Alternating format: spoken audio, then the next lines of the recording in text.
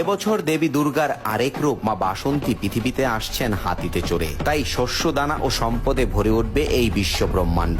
মাগো, তুমি তোমার সকল সন্তানকে সবসময় ভালো রেখো।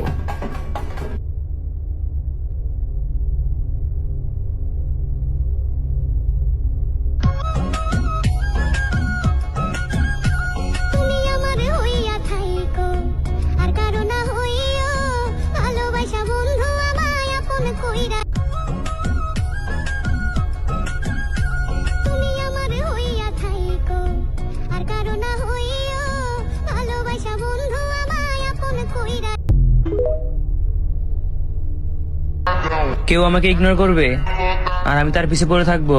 হোপ, অত সস্তা আমি না।